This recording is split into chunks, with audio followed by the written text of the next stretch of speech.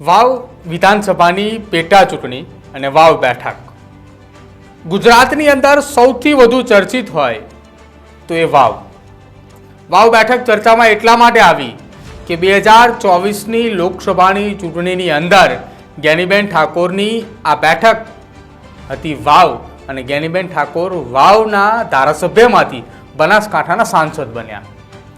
ગુજરાતની એકમાત્ર બેઠક કે જે ભારતીય જનતા પાર્ટીએ ગુમાવી અને સમગ્ર ગુજરાત નહીં પરંતુ દેશભરનું ધ્યાન એ બનાસકાંઠા તરફ ખેંચી ગયું.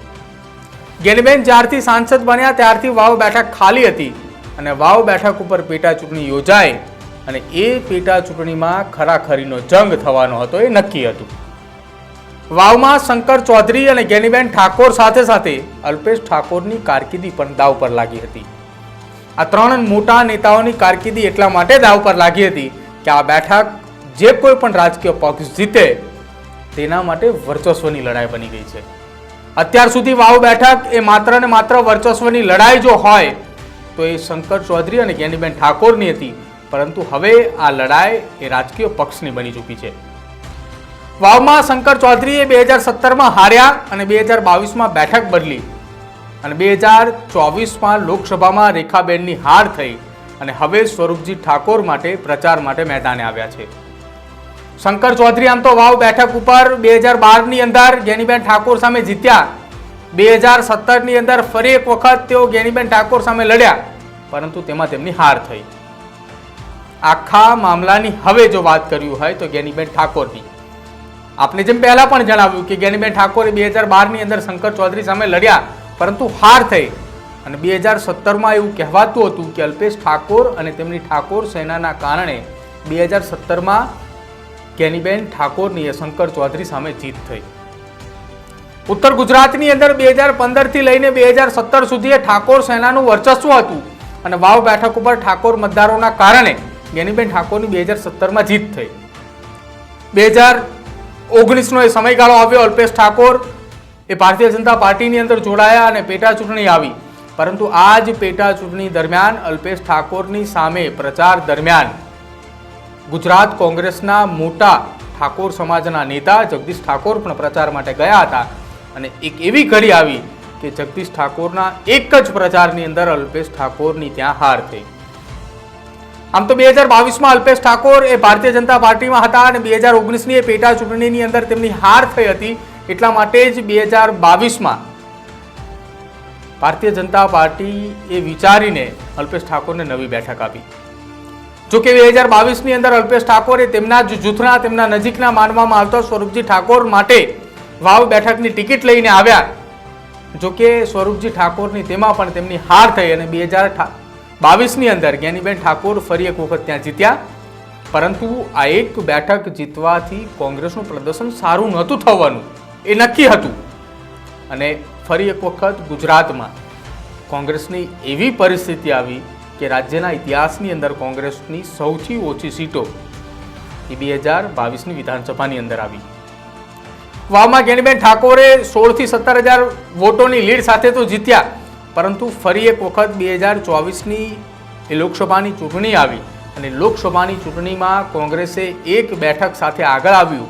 2014 અને 2019ની અંદર ભાજપ એ ગુજરાતની અંદરથી 26માંથી 26 બેઠક જીતતું આવ્યું, પરંતુ 2024ની અંદર એક બેઠક એ કોંગ્રેસ જીતી ગયું અને બનાસકાંઠા હતી.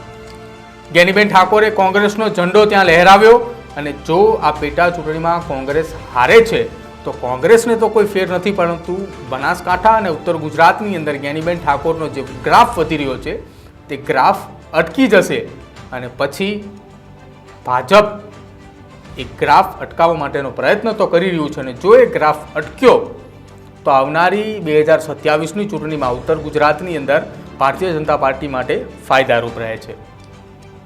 હવે વાત કરવી છે અલ્પેશ ઠાકોરની. અલ્પેશ ઠાકોરે 2019થી લીલી પેનની રાહ જોઈ રહ્યા હતા, એટલે કે મંત્રી પદની રાહ જોઈ રહ્યા હતા.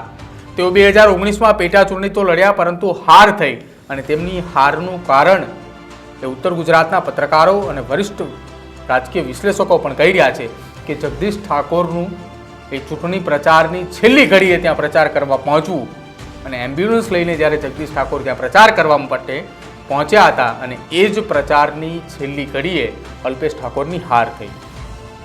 ભાજપ પાસે એવા કોઈ મોટા ઠાકોર નેતા ના હોવાના કારણે અલ્પેશ ઠાકોરને ફરી એક વખત ટિકિટ આપવામાં આવી અને ગાંધીનગરથી તેમને જીતાડ્યા.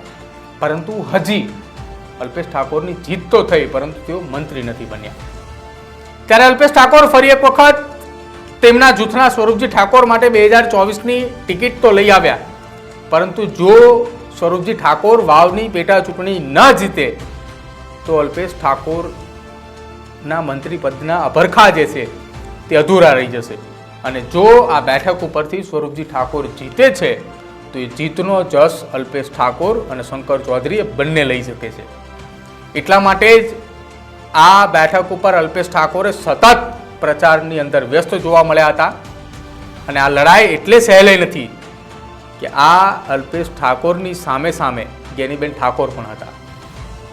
અલ્પેશ ઠાકોરે આ ચેલેન્જ સ્વીકારી લીધું અને જો આ ચેલેન્જ સ્વીકારતા તો સ્વીકાર્યું અને જો આ બેઠક જીતે છે તો તેમના અભરખા જે છે તે પૂરા થાય તેવી શક્યતાઓ પૂરેપૂરી દેખાઈ રહી છે. હવે વાત કરવી છે આ જ બેઠકના કોંગ્રેસના ઉમેદવાર ગુલાબસિંહ રાજપૂતની. 2019થી અત્યાર સુધી ત્રીજી વખત ચૂંટણી લડ્યા છે. 2019ની પેટા ચૂંટણીમાં તેમની જીત થઈ. 22ની વિધાનસભાની ચૂંટણીમાં શંકર ચૌધરી સામે તેમની હાર થઈ અને 2019માં થરાદ બેઠકની પેટા ચૂંટણી જીત્યા હતા. એટલે તેમને એમ કે વાવની પેટા ચૂંટણીમાં પણ ગુલાબસિંહ જીતી શકે છે, એટલા માટે તેમની ટિકિટ માટે દાવેદારી કરી.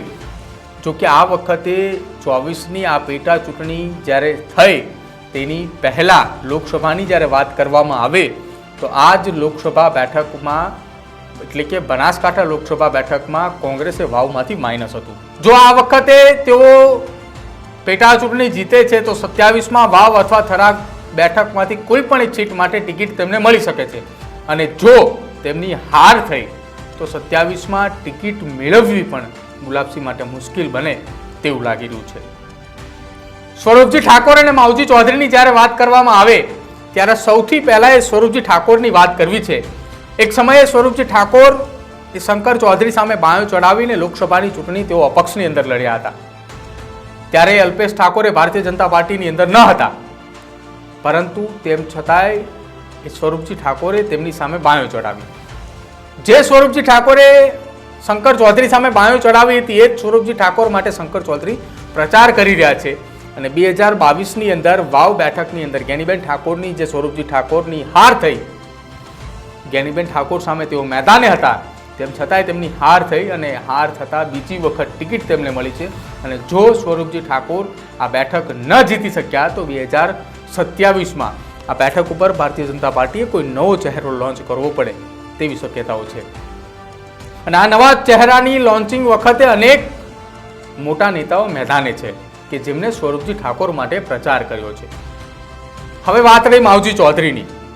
માવજી ચૌધરી આ બેઠક ઉપર ખરાખરીનો જંગ જો કોઈ લાવ્યું હોય તો એ માવજી ચૌધરીની અપક્ષ દાવેદારી. વાવની પેટા ચૂંટણી હતી, બધું સમૂહ સૂત્રું થઈ ચૂક્યું હતું. કોંગ્રેસ અને ભાજપ બંને મેદાને હતા, બંનેના ઉમેદવાર પણ નક્કી થઈ ચૂક્યા, પરંતુ મોડી સાંજે એ આખો ધડાકો થયો કે માવજી ચૌધરીએ આ બેઠક ઉપરથી અપક્ષની અંદરથી દાવેદારી નોંધાવેલી હતી અને એ ફોર્મ ખેંચવાના નથી આવા નિવેદનો આપી રહ્યા હતા. ફોર્મ પરત ખેંચવાની તારીખ સુધી માવજી ચૌધરીને અનેક વખત સમજાવવામાં આવ્યા, ભાજપના દિગ્ગજ નેતાઓ પણ સમજાવવા ગયા, પરંતુ તેમ છતાંય તેઓ સમજ્યા નહીં. તેમને નક્કી કરી લીધું હતું કે આ બેઠક ઉપર મારે પેટા ચૂંટણી લડવાની છે, મને મારા સમાજે કીધું છે એટલે હું લડી રહ્યો છું. આ પ્રકારના નિવેદન માવજી ચૌધરી અનેક વખત આપ્યા. ભારતીય જનતા પાર્ટીમાંથી દિગ્ગજ નેતાઓમાંની સાથે સાથે રાજ્યના મુખ્યમંત્રી સહિતના મોટા નેતાઓએ માવજી ચૌધરીને મનાવવાનો પ્રયત્ન કર્યો અને બનાસ બેંકના ડિરેક્ટર માટેની પણ ઓફર કરી હોવાની વાત અને બનાસ બેંકના ચેરમેન બનાવવાની ઓફર કરી હોવાની વાત પણ માવજી ચૌધરીએ સ્વીકારી હતી. પરંતુ તેમ છતાં તમામ ઓફરો ઠુકરાવીને માવજી ચૌધરીએ ચૂંટણી લડ્યા. માવજી ચૌધરી હવે એટલા માટે ખરાખરીનો જંગ બની ચૂક્યો છે કે તેમની સીધી લડાઈ હવે શંકર ચૌધરી સામે છે.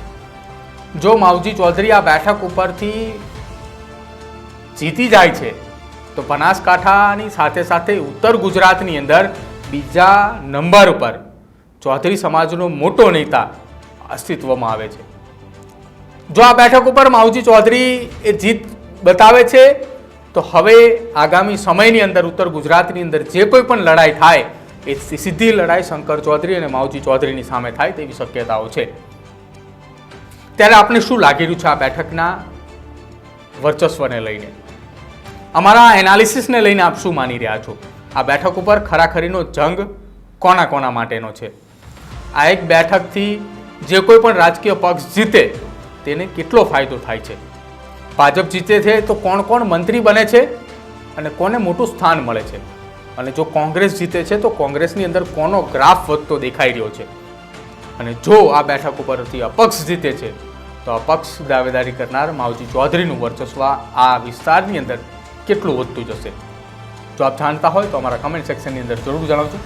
અને અમારી ચેનલ ન્યૂઝ રૂમને આપ આજે જ લાઈક કરજો, શેર કરજો અને સબસ્ક્રાઈબ કરવાનું ભૂલતા નહીં. નમસ્કાર.